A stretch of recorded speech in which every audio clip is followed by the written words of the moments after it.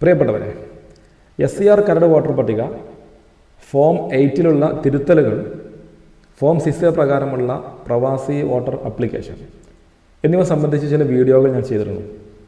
അതുമായി ബന്ധപ്പെട്ട് ഒട്ടനവധി സംശയങ്ങൾ നിരവധി ആളുകൾ കമൻറ്റിലൂടെയും അതുപോലെ തന്നെ പേഴ്സണലായിട്ട് നമുക്ക് അന്വേഷിക്കുകയും ചോദിക്കുകയും ചെയ്തതിൻ്റെ അടിസ്ഥാനത്തിലാണ് ഒരു സംശയ നിവാരണവുമായി ബന്ധപ്പെട്ട് വളരെ പ്രസക്തമായ ചില ചോദ്യങ്ങൾ, ചില സംശയങ്ങൾ ഉൾപ്പെടുത്തിക്കൊണ്ട് ഈ ഒരു വീഡിയോ ചെയ്യുന്നത്.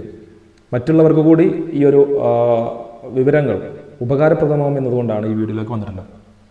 അപ്പോൾ ആദ്യം നമുക്ക് SCRമായി ബന്ധപ്പെട്ട 1-2 സംശയങ്ങളൊക്കെ നോക്കാം. പ്രധാനപ്പെട്ട ഒരു ചോദ്യം, ലോജിക്കൽ ഡിസ്ക്രിപ്പൻസി വരുന്ന കേസുകളിൽ ഹിയറിംഗ് ഉണ്ടോ എന്നാണ്. യഥാർത്ഥത്തിൽ SIRൽ ഹിയറിംഗ് ഇപ്പോൾ ഉള്ളത് 2002 വോട്ടർ പട്ടികയിൽ ഒരു വോട്ടർ അല്ലെങ്കിൽ വോട്ടറുടെ മാതാപിതാക്കളോ ഇല്ലാത്ത അവസ്ഥ വരുമ്പോൾ അങ്ങനെ മാപ്പിംഗ് ചെയ്യാൻ പറ്റാത്ത കേസുകളിൽ മാത്രമാണ് നിലവിൽ ഹിയറിംഗ് ഉള്ളത്. സ്പെല്ലിംഗ് മിസ്റ്റേക്കുകൾ അല്ലെങ്കിൽ മറ്റെന്തെങ്കിലും വിഷയങ്ങൾ, അതുപോലെ ചില പൊരുത്തക്കേടുകൾ, ലോജിക്കൽ ഡിസ്ക്രിപ്പൻസികൾ വരുന്ന കേസുകളിൽ നിന്നും ഹിയറിംഗ് ഇല്ല. അത്തരം കേസുകളിൽ BLOമാർ അവരെ കോൺടാക്ട് ചെയ്യുകയും അവരതിന് ഉപോത്ഫലകമായ ഡോക്യുമെൻറ്റുകൾ BLO കൈമാറുകയും ചെയ്താൽ മാത്രം മതി. അതോടൊപ്പം BLO നൽകുന്ന ഒരു സാക്ഷ്യപത്രമാണ് ഏറ്റവും പ്രധാനം. അതോടുകൂടി ആ ഒരു പ്രോസസ്സ് കംപ്ലീറ്റ് ആവും. അടുത്ത് മറ്റൊരു ചോദ്യം, ഹിയറിംഗ് ഇല്ലാതെ വോട്ടർ പട്ടികയിൽ നിന്ന് നീക്കാനുള്ള സാധ്യതയില്ല എന്നാണ്. ഒരിക്കലുമില്ല. കരട് വോട്ടർ പട്ടികയിൽ നമ്മൾ ഉൾപ്പെട്ടാൽ കരട് വോട്ടർ പട്ടികയിൽ നമ്മൾ നീക്കം ചെയ്യണമെങ്കിൽ ERO നമ്മൾ ഹിയറിംഗ് നടത്തുകയും EROയുടെ ഒരു ഉത്തരവിൻ്റെ അടിസ്ഥാനത്തിൽ മാത്രമേ നമ്മൾ വോട്ടർ പട്ടികയിൽ നീക്കം ചെയ്യാൻ സാധിക്കുകയുള്ളൂ. അല്ലാതെ രഹസ്യമായിട്ട് അല്ലെങ്കിൽ നമ്മളറിയാതെ നമ്മൾ വോട്ടർ പട്ടികയിൽ നിന്ന് കരട് വോട്ടർ പട്ടികയിൽ നീക്കം ചെയ്യാൻ സാധ്യമല്ല. നെക്സ്റ്റ് ചോദ്യം, നിലവിലെ പട്ടികയിലെ വിശദാംശങ്ങൾ നമുക്ക് എങ്ങനെ കണ്ടെത്താമെന്നാണ്. പട്ടിക പരിശോധിച്ച് നമുക്ക് നോക്കാം, പക്ഷേ അതിൽ ഏതെങ്കിലും ഒരു ലാംഗ്വേജ് ആയിരിക്കും ചിലപ്പോൾ ഉണ്ടാവുക.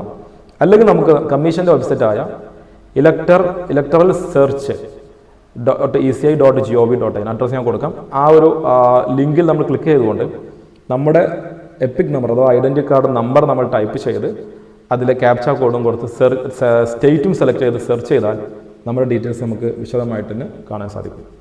അതിൽ മോർ ഡീറ്റെയിൽസ് എടുത്തു കഴിഞ്ഞാൽ ഈവൻ നമ്മുടെ BLO മറ്റു ഡീറ്റെയിൽസ് എല്ലാം അതിൽ കിട്ടും. ഇതാണ് പ്രധാനമായിട്ടും SCRമായി ബന്ധപ്പെട്ട് ചോദിച്ച ചോദ്യങ്ങൾ. ഇനി ഫോം 8 കറക്ഷനുമായി ഒത്തിരി സംശയങ്ങൾ പലരും ചോദിച്ചിട്ടുണ്ട്. ഫോം 8-ൽ ഹിയറിംഗ് നടക്കുമോ എന്നാണ് ചോദിക്കുന്നത്. അതായത് നമ്മൾ എന്തെങ്കിലും കറക്ഷന് വേണ്ടി അപേക്ഷ കൊടുത്താൽ അതിൻ്റെ അടിസ്ഥാനത്തിൽ BLO നമ്മൾ ഹിയറിംഗ് നടത്തുമോ? ഒരിക്കലുമില്ല. ഫോം 8-ൽ വെരിഫിക്കേഷനാണ് നടക്കുന്നത്. നിലവിലെ നമ്മുടെ ഡോക്യുമെൻറ്റുകൾ വെച്ച് തന്നെ BLOക്ക് അത് വെരിഫൈ ചെയ്യാൻ പറ്റും. സംശയങ്ങളുണ്ടെങ്കിൽ മാത്രം BLO അതത് വോട്ടർമാരെ ബന്ധപ്പെടുകയും അവരോട് ക്ലാരിഫിക്കേഷൻ എന്തിലാണ്, എന്തുകൊണ്ടാണ് എന്നൊക്കെ തിരുത്തൽ വരുത്തേണ്ട എന്ന കാര്യങ്ങൾ ചോദിക്കുകയും മാത്രമേ ചെയ്യുള്ളൂ. അതായത് ഇത് ഹിയറിംഗ് ഒരിക്കലും ഇതിലില്ല. പലർക്കുള്ള സംശയം മറ്റൊന്ന്, വീട്ടു നമ്പർ അതുപോലെ വീട്ടു പേരൊക്കെ വ്യത്യാസമായി കിടക്കുന്നു. അത്തരം കേസുകൾ തിരുത്തേണ്ടതുണ്ടോ എന്ന്. യഥാർത്ഥത്തിൽ നമുക്ക് എല്ലാം തിരുത്താൻ പറ്റും. പക്ഷെ പ്രധാനമായിട്ട് നമ്മൾ ശ്രദ്ധിക്കേണ്ടത് ഒരാളുടെ പേര്, അതുപോലെ റിലേറ്റീവിൻ്റെ ബന്ധുവിൻ്റെ പേര്, അതുപോലെ വയസ്സ്, ഇത്രയും കാര്യങ്ങൾ കൃത്യമാണെന്ന് നോക്കണം. അതിൽ തെറ്റുണ്ടെങ്കിൽ നമ്മൾ ഉടനെ തന്നെ തിരുത്തേണ്ടതുണ്ട്.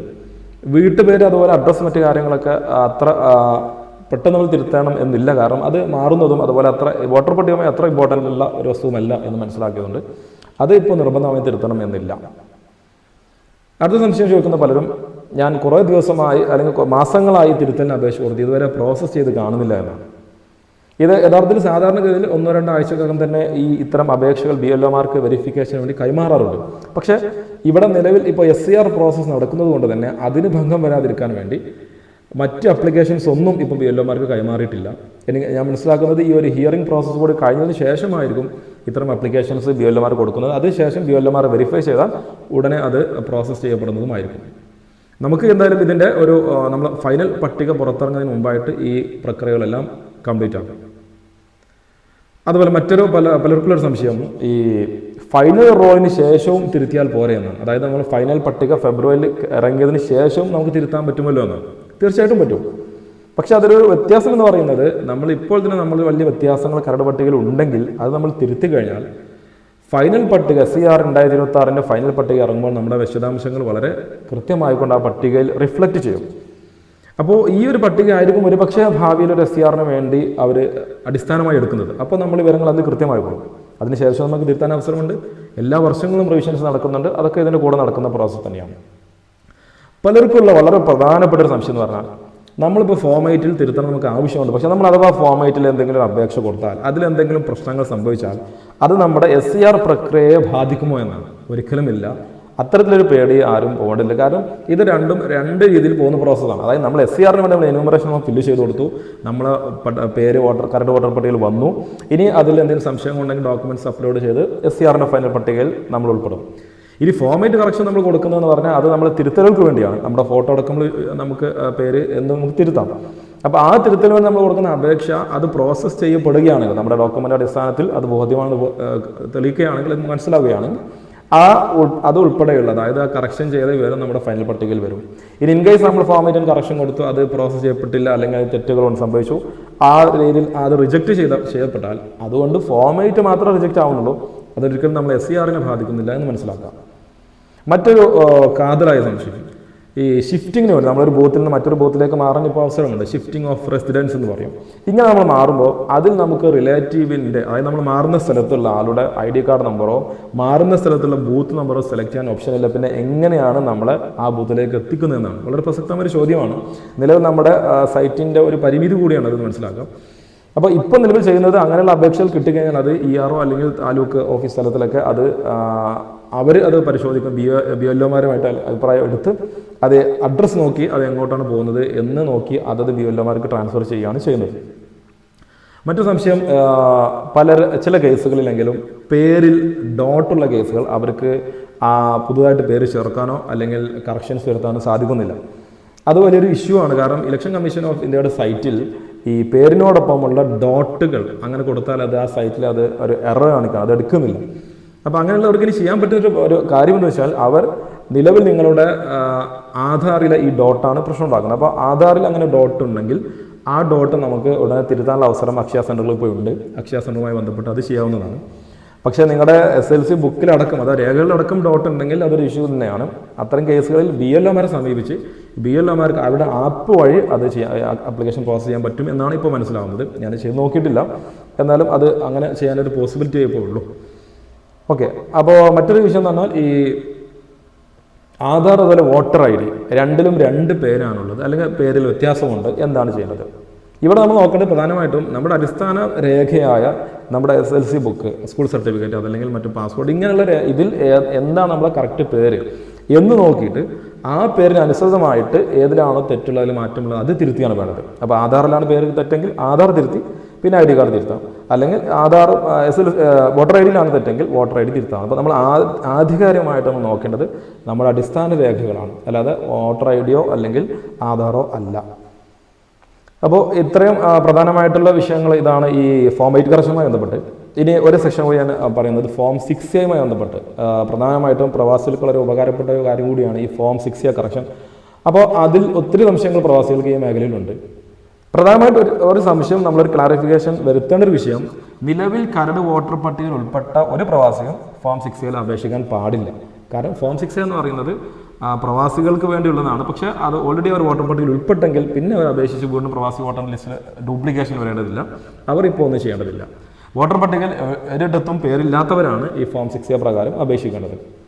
ഇനി പ്രവാസികൾ ഫോം 6 ആണോ ഫോം 6A ആണോ അപേക്ഷിക്കേണ്ടത്? ഫോം 6 എന്ന് പറഞ്ഞാൽ നിലവിൽ നമ്മുടെ സ്ഥിരം വോട്ടർ പട്ടികയിൽ പേര് ചേർക്കാനുള്ളതാണ് ഫോം 6 എന്ന് പറയുന്നത്.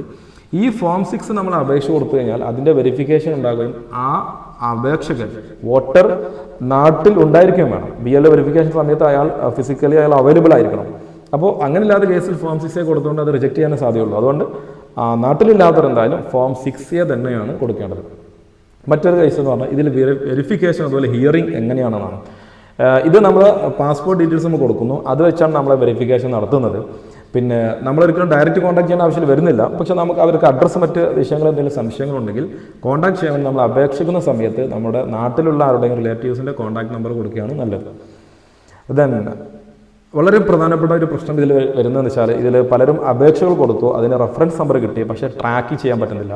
നമ്മളതിനെ ട്രാക്ക് ആപ്ലിക്കേഷൻ നോക്കുമ്പോൾ നോ റെക്കോർഡ്സ് ഫൗണ്ട് കാണിക്കുന്നു, അല്ലെങ്കിൽ നോ ഡാറ്റ ഫൗണ്ട് കാണിക്കുന്നു. ഇങ്ങനെ ഒരു വിഷയം, ഇത് ഒരു ടെക്നിക്കൽ ഇഷ്യൂ ഇവിടെ ഉണ്ട്.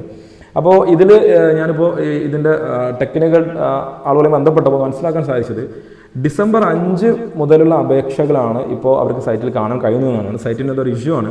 അതിന് മുമ്പുള്ള അപേക്ഷ ഇനി കിട്ടുമോ അതിൽ വരുമോ എന്നറിയില്ല. അപ്പോൾ നമുക്ക് സജസ്റ്റ് ചെയ്യാനുള്ളതെന്ന് വെച്ചാൽ, ഡിസംബർ 5 മുമ്പ് കൊടുത്ത അപേക്ഷകരാണെങ്കിൽ നിങ്ങൾ ഒരിക്കൽ കൂടി അപേക്ഷ ഫ്രഷ് ആയിട്ട് കൊടുക്കുക. 2 പ്രാവശ്യം അപേക്ഷ വന്നാലും പ്രശ്നമൊന്നുമില്ല. കാരണം ഒരാൾ 2 അപേക്ഷ കിട്ടിയാൽ അതിൽ ഒരു അപേക്ഷ മാത്രമേ പ്രോസസ്സ് ചെയ്യപ്പെടുകയുള്ളൂ. അപ്പോൾ ഡിസംബർ 5-ന് ശേഷമുള്ളവർ അത് കറക്റ്റ് ഒന്നുകൂടി വെയിറ്റ് ചെയ്ത് നോക്കുക. പിന്നെ പലർക്കും തെറ്റുന്നത് ഇതിൻ്റെ റഫറൻസ് നമ്പർ എന്ന വലിയൊരു നമ്പറാണ് റഫറൻസ് നമ്പർ. അപ്പോൾ ആ നമ്പറിൽ 7ാമത്തെ അക്കം അത് 0 എന്നല്ല, അത് O എന്നാണ്. അപ്പോൾ അത് O എന്നതിന് കൊടുത്ത് സെർച്ച് ചെയ്യണം, അല്ലെങ്കിൽ അതിൽ പ്രശ്നം വരാൻ സാധ്യത. അപ്പോൾ അങ്ങനെ കിട്ടുന്നില്ലെങ്കിൽ ഈ ഒരു കാര്യം ചെയ്യേണ്ടതാണ്. പിന്നെ അതുപോലെ മറ്റൊരു കാര്യം എന്ന് പറഞ്ഞാൽ, ഈ നമ്മൾ അപേക്ഷിക്കുമ്പോൾ നമ്മൾ ഏത് ബൂത്തിലേക്കാണ് എന്ന് കൊടുക്കാൻ ഓപ്ഷൻ അതിലില്ല.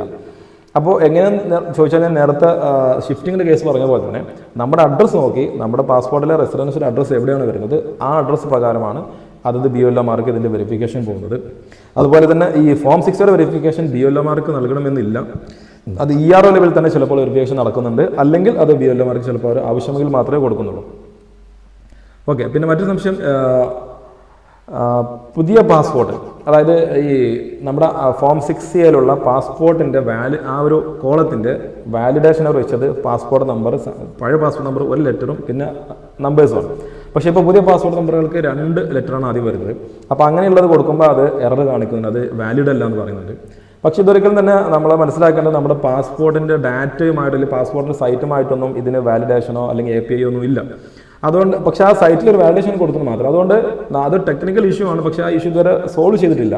അപ്പോൾ നമുക്കിപ്പോൾ ചെയ്യാൻ പറ്റുന്നത് എന്തെന്ന് വെച്ച് കഴിഞ്ഞാൽ, നിങ്ങൾ അതിൽ കൊടുക്കാൻ പറ്റുന്ന രീതിയിൽ 1 ലെറ്ററേ കൊടുക്കാൻ പറ്റുമെങ്കിൽ ആ രീതിയിൽ 1 ലെറ്റർ കൊടുത്ത് ബാക്കി നമ്പേഴ്സ് അടിച്ചുകൊണ്ട് ആ അപ്ലിക്കേഷൻ സബ്മിറ്റ് ചെയ്യുക. കാരണം നമ്മുടെ ഒറിജിനൽ പാസ്പോർട്ടിൻ്റെ കോപ്പി നമ്മൾ അവിടെ സബ്മിറ്റ് ചെയ്യുന്നതുകൊണ്ട് തന്നെ അത് വെച്ച് കറക്റ്റ് നമ്പറും മറ്റു കാര്യങ്ങളും EROക്ക് വെരിഫൈ ചെയ്യാൻ പറ്റും. അതുകൊണ്ട് ആ ഒരു ഇഷ്യൂവിൻ്റെ പേരിൽ നമ്മൾ അപേക്ഷ കൊടുക്കുന്നത് മാറ്റി വെക്കരുത്. സൈറ്റിൻ്റെ പ്രോബ്ലം ശരിയായാലും അത് ശരിയാവും. മറ്റൊരു വിഷയം എന്ന് വെച്ചാൽ, അതുപോലെ തന്നെ പ്ലേസ് ഓഫ് ബർത്ത് അത് സെലക്ട് ചെയ്യാനുണ്ട്. അതിൽ സെലക്ട് ചെയ്യാവുന്ന പ്ലേസ് ഓഫ് ബർത്ത് എന്ന് പറയുന്നത് ഇന്ത്യക്കകത്തുള്ള പ്ലേസ് ഓഫ് ബർത്തിലാണ്. അപ്പോൾ സ്വാഭാവികമായിട്ടും ഇപ്പോൾ പല കേസുകളും വിദേശത്ത് ജനിച്ചവരുണ്ട്, അവരുടെ സർട്ടിഫിക്കറ്റിൽ തന്നെ പ്ലേസ് ഓഫ് ബർത്ത് വിദേശ രാജ്യമാണ് കാണിച്ചിട്ടുള്ളത്. അപ്പോൾ അങ്ങനെയുള്ള കേസുകളിൽ ഇത് സെലക്ട് ചെയ്യാൻ ഓപ്ഷൻ ഇല്ല ഇവിടെ. ഇതും സൈറ്റിൻ്റെ ഒരു ടെക്നിക്കൽ ലിമിറ്റേഷനാണ്. അപ്പോൾ അതുകൊണ്ട് നമ്മൾ അപേക്ഷിക്കാതിരിക്കരുത്. നമുക്ക് അതിൽ ചെയ്യാൻ പറ്റുന്ന ഒരു കാര്യം എന്ന് പറഞ്ഞാൽ, നമ്മൾ തൽക്കാലം നമ്മുടെ ഇന്ത്യയിലെ നമ്മുടെ റെസിഡൻസ് അഡ്രസ്സ് ഉണ്ടല്ലോ, അതിലൊരു പ്ലേസ് സെലക്ട് ചെയ്ത് നമ്മൾ ആപ്ലിക്കേഷൻ ഫോർവേഡ് ചെയ്യുക. എന്നിട്ട് അത് വെരിഫിക്കേഷൻ സമയത്ത് അവർ ക്ലാരിഫൈ ചെയ്തോളും. സൈറ്റിൻ്റെ ഇഷ്യൂ മാറുമ്പോൾ നമുക്കത് പിന്നെ ചെയ്യാൻ സാധ്യമുള്ളൂ. അപ്പോൾ ഞാൻ പറഞ്ഞു വന്നത്, ഈ കാരണങ്ങൾ കൊണ്ടൊന്നും ഒരാളും വോട്ടർ പട്ടികയിൽ അപേക്ഷിക്കുന്നത് ഒഴിവാക്കരുത്. നമ്മുടെ ഇപ്പോഴത്തെ ഏറ്റവും അടിസ്ഥാനപരമായ നമ്മുടെ ലക്ഷ്യവും ആവശ്യം എന്ന് പറയുന്നത് 2026 ഫെബ്രുവരി അവസാനം പ്രസിദ്ധീകരിക്കപ്പെടുന്ന ഫൈനൽ SIR പട്ടികയിൽ ഏതെങ്കിലും ഒരു ഭാഗത്ത് നമ്മുടെ പേര് ഉണ്ടായിരിക്കണം എന്നാണ് എല്ലാവരും ശ്രദ്ധിക്കേണ്ടത്. ഓക്കെ. അതുപോലെ തന്നെ സബ്മിറ്റ് ചെയ്തു കുറേ സമയമായി എന്നൊക്കെ പറയുന്നത്, ഈ ഫോം 8 ആയാലും അതുപോലെ ഫോം 6 ആയാലും ഞാൻ പറഞ്ഞു വെരിഫിക്കേഷൻ നടക്കാൻ പോകുന്നേ ഉള്ളൂ. അതുകൊണ്ട് ഇതിൻ്റെ പ്രോസസ്സ് നടക്കാൻ സമയമെടുക്കും. എന്തായാലും ഫൈനൽ റോളിന് മുമ്പായിട്ട് ഇതിൻ്റെ അപേക്ഷകൾ തീർപ്പാക്കുക തന്നെ ചെയ്യും. ചില ചോദിക്കുന്നത് നെക്സ്റ്റ് സ്റ്റെപ്പ് എന്താ, ഞങ്ങൾ അപേക്ഷിച്ച് ഞങ്ങൾ എന്തെങ്കിലും ചെയ്യേണ്ടതുണ്ടോ? നിങ്ങളൊന്നും ചെയ്യാനില്ല, ഇതിൻ്റെ വെരിഫിക്കേഷൻ വേണ്ടി വെയിറ്റ് ചെയ്യുക, അത് അവർ ചെയ്ത് നടത്തിക്കോളും. ഒരിക്കലും തന്നെ ഇതിൻ്റെ അക്നോളജ്മെൻ്റ് ഒന്നും BLOമാർക്കോ അല്ലെങ്കിൽ EROക്കോ ഒന്നും നമ്മൾ ഫിസിക്കലിയോ അല്ലെങ്കിൽ ഓൺലൈനായിട്ടൊന്നും സബ്മിറ്റ് ചെയ്യേണ്ട യാതൊരു ആവശ്യമില്ല. അതുപോലെ സൈനിങ് ഇതിലുണ്ടോ എന്നാണ് ചോദിക്കുന്നത്. ഈ ഫോം 6 കൊടുക്കുന്ന സമയത്ത് അതിൽ സൈനിങ് ഇല്ല. കാരണം അത് നമുക്ക് ഇമെയിൽ ID വെച്ച് ആണെങ്കിൽ നമുക്ക് അത് സബ്മിറ്റ് ചെയ്യാവുന്നതാണ്, നമുക്ക് മൊബൈൽ നമ്പർ നിർബന്ധമില്ല. ഫോം 6 കൊടുക്കുമ്പോൾ അതുപോലെ ഫോം 8-ലുമാണ് സൈനിങ് ഉള്ളത്. സൈനിങ് നമ്മൾ ചെയ്യണമെങ്കിൽ നമ്മുടെ ആധാർ നമ്പർ മൊബൈൽ നമ്പറും ലിങ്ക്ഡ് ആയിരിക്കണം, അതിലേക്ക് OTP-യും അത് വെച്ച് ചെയ്യാൻ പറ്റുള്ളൂ. അതുപോലെ പുതിയൊരു ഫോം 6 കൊടുക്കുന്ന ഒരാൾക്ക് SCR-ന്റെ വിവരങ്ങൾ കൊടുക്കേണ്ടതുണ്ട്, അയാളുടെയോ അയാളുടെ മാതാപിതാക്കളുടെയോ. പക്ഷെ ഒരിക്കലും തന്നെ ഫോം 6 ചെയ്യുന്ന ഒരു പ്രവാസിക്ക് അതിൻ്റെ ഡീറ്റെയിൽസ് കൊടുക്കേണ്ടതില്ല. അപ്പോൾ ഇത്രയുമൊക്കെയാണ് പ്രധാനമായിട്ടും ഇതുമായി ബന്ധപ്പെട്ട് പലരും ചോദിച്ച ചോദ്യങ്ങൾ. ഇതിനൊരു പ്രധാനപ്പെട്ടതൊക്കെ കവർ ചെയ്ത് ഞാൻ വിചാരിക്കുന്നു. അപ്പോൾ ഇനിയും ഇതുമായി ബന്ധപ്പെട്ട സംശയങ്ങൾ ചോദിക്കാം. സമയ പരിമിതി ഉണ്ട്, എന്നാലും സമയത്തിനനുസരിച്ച് മറുപടി നൽകാം. Okay, thank you.